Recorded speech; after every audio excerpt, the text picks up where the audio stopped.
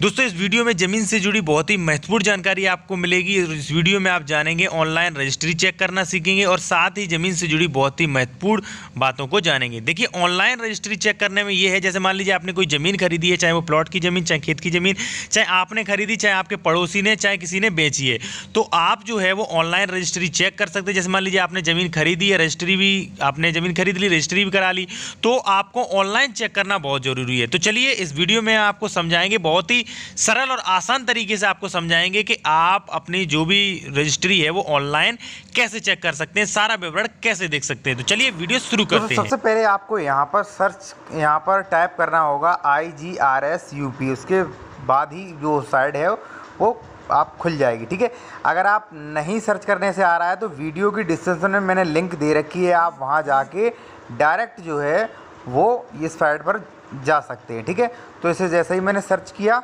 तो इस प्रकार से कुछ इंटरफेस जो है वो खुल के आ गया है। ठीक है, स्टाम्प एवं रजिस्ट्री विभाग उत्तर प्रदेश। ठीक है, तो यहाँ पर जो है जो भी रजिस्ट्री आपने कराई है, चाहे मान लीजिए किसी की भी हो आपने, या मान लीजिए किसी की आप देखना चाहते हैं, तो वो आप यहाँ से देख सकते हैं। ज़रूरी नहीं है कि वो रजिस्ट्री जो है वो आपके पास हो ही। ठीक है, ज़रूरी नहीं है, लेकिन अगर मान लीजिए वो शो नहीं हो रही है तो ऐसा भी है कि वो रजिस्ट्री भी आपको जो भी उस पर जो रजिस्ट्री क्रमांक जो होता है, जो रजिस्ट्रेशन क्रमांक होता है, वो भी आपको डालना पड़ सकता है। वैसे तो ऐसे ही निकल आता है। ठीक है, तो यहाँ पर सबसे पहले आपको डिस्ट्रिक्ट सेलेक्ट करना होगा, जो भी आपका डिस्ट्रिक्ट है।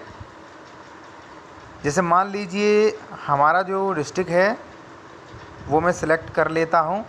मैंने खुद रजिस्ट्री कराई तो उसका मैं विवरण देखता हूँ। तो यहाँ पर देखिए मैंने डिस्ट्रिक्ट सेलेक्ट कर लिया है। उसके बाद यहाँ पर मैं सेलेक्ट करूँगा समस्त कार्यालय, यानी कि उस डिस्ट्रिक्ट की तहसीलें, आपके सामने सारी तहसीलें जो हैं वो खुल के आ जाएंगी। ठीक है, तो यहाँ पर मैंने अपनी जो तहसील है वो भी सिलेक्ट कर ली है। ठीक है, तो यहाँ पर देखिए तहसील भी सिलेक्ट कर ली है। यहाँ पर जैसा कि आप देख सकते हैं कि डिस्ट्रिक्ट, फिर तहसील, फिर यहाँ पर विलेज या मोहल्ला। तो यहाँ पर जैसे ही आप क्लिक करेंगे तो देखिए यहाँ पर आ गया है, जो बहुत सारे गाँव आ गए हैं।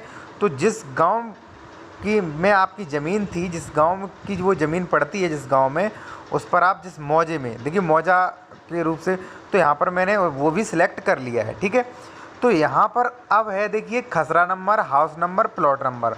तो खसरा नंबर, जैसा कि जब भी आप फ़र्द निकालते हैं तो उस पर खसरा नंबर जो है वो लिखा होता है। अगर आप नहीं जानते हैं तो देख सकते हैं। ठीक है, तो यहाँ पर आप खसरा नंबर डाल देंगे। जैसे मान लीजिए मेरा खसरा नंबर जो है मैं यहाँ पर डाल देता हूँ। ठीक है, ध्यान रहे खसरा नंबर में आपकी कोई भी मिस्टेक जो है वो नहीं होनी चाहिए। ठीक है, अगर आप मान लीजिए हाउस नंबर है तो हाउस नंबर डालें। ठीक है, हमारी गांव की ज़मीन है तो यहाँ पर मैं खसरा नंबर डालें।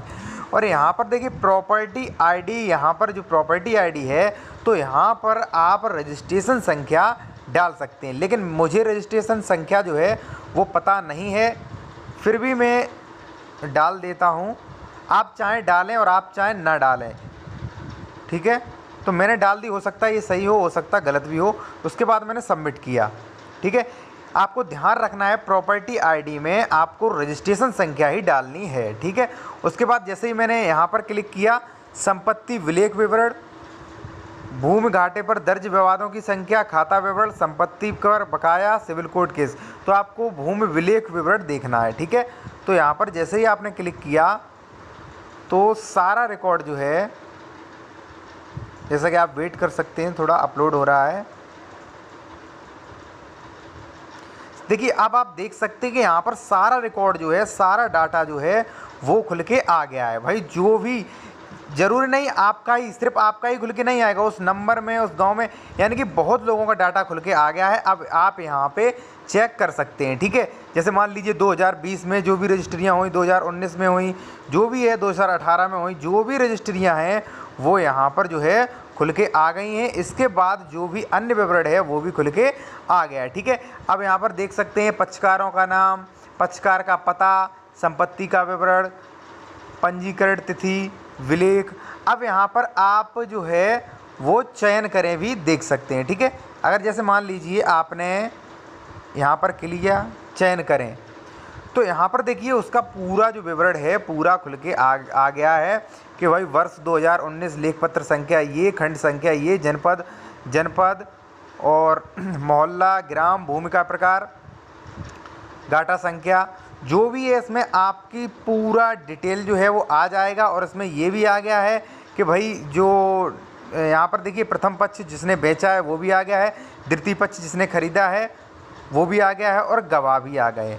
तो इसके बाद आपको जो है पूरी डिटेल मिल जाती है। ठीक है, तो जैसा कि आप सीख गए होंगे कि आप ऑनलाइन रजिस्ट्री जो है हुई है या नहीं, कैसे चेक कर सकते हैं। देखिए अब बात करेंगे सबसे महत्वपूर्ण जानकारी के ऊपर। ठीक है, अगर जो भी आपके डाउट्स हैं और ज़मीन जब आप खरीदते हैं तो किन किन बातों का बहुत ज़रूरी ध्यान रखना चाहिए। ठीक है, तो सबसे पहले मैं आपको बता दूं कि आपका डाउट हो सकता है कि भाई खसरा number, house number, plot number पे, तो यहाँ पे आपको डाउट होने की ज़रूरत नहीं है। अगर आपकी खेती है तो उसका खसरा नंबर होता है, और जो खसरा नंबर जो होता है वो आपकी जो भी ज़मीन की फ़र्द है उस फ़र्द पर मिल जाता है। लाल, अधिकतर लाल कलर में लिखा होता है, जैसा कि मैंने वीडियो के डिस्प्ले पर भी दिया था, खसरा नंबर आपको मिल जाएगा। ठीक है, और यहाँ पर प्रॉपर्टी ID जो है वो आपको, जो भी आपने रजिस्ट्री कराई थी, जो भी उसकी रजिस्ट्रेशन संख्या थी, वो आप प्रॉपर्टी ID में डाल सकते हैं। देखिए अगर मान लीजिए आप प्रॉपर्टी ID में कुछ भी नहीं डालते हैं तो कोई दिक्कत नहीं, फिर भी जो है वो पूरा जो है वो डाटा शो हो जाएगा। उसमें आप सर्च देख लें भाई कि हमारा जो नाम है और हमारी रजिस्ट्री जो है वो कहाँ पर शो कर रही है। ठीक है,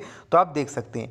और जो अब महत्वपूर्ण जानकारी है, जो सबसे महत्वपूर्ण जो जानकारी है वो उसमें ये है कि भाई यहाँ पर एक तो यहाँ पर तो अभी तो आपने जाना कि भाई संपत्ति विलेख विवरण के बारे में, और यहाँ पर लिखा है भूखंड घाटे पर दर्ज वादों का विवरण। तो देखिए जब भी आप ज़मीन खरीदते हैं या मान लीजिए कोई प्लॉट खरीदते हैं तो इस प्रकार जो है उसकी रजिस्ट्री अवश्य चेक कर लें। जैसे मान लीजिए आपने प्लॉट खरीदा तो उसकी रजिस्ट्री चेक कर लें, और जब भी आप कोई रजिस्ट्री चेक करते हैं तो वहाँ पर आप जो भी भूखंड है उस पर कोई बात तो नहीं है, यानी कि उस पर कोई केस तो नहीं है, उसका विवरण जो है वो आप ज़रूर चेक कर लें। देखिए कई बार क्या होता है कि भाई जो ज़मीन आप खरीद रहे हैं उस पर पहले से केस फाइल होता है, केस दर्ज होता है और वो चल भी रहा होता है, और आप उसे खरीद लेते हैं तो वो दाखिल खारिज नहीं होगी और बाद में आपको बहुत प्रॉब्लम आएगी। और मेरे साथ भी ऐसा हुआ है कि भाई हमने खेती की ज़मीन खरीदी और उस पर पहले से ही केस चल रहा था, वो जो ज़मीन थी वो विवादित थी और रजिस्ट्री हो गई है, हालांकि उस पर कोई दिक्कत नहीं है, केस जो है वो मेरी पक्ष में आ गया है। ठीक है,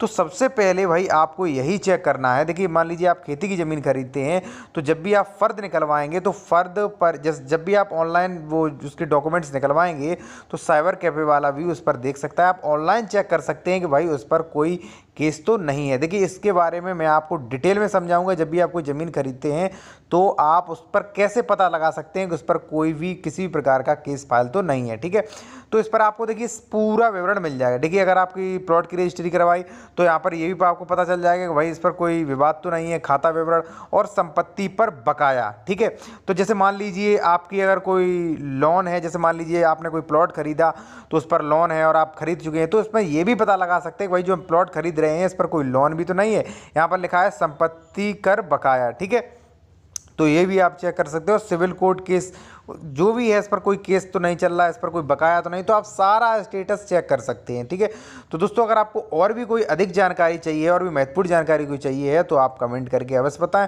और अगर वीडियो अच्छा लगा तो वीडियो को लाइक करें और चैनल को जरूर सब्सक्राइब करें।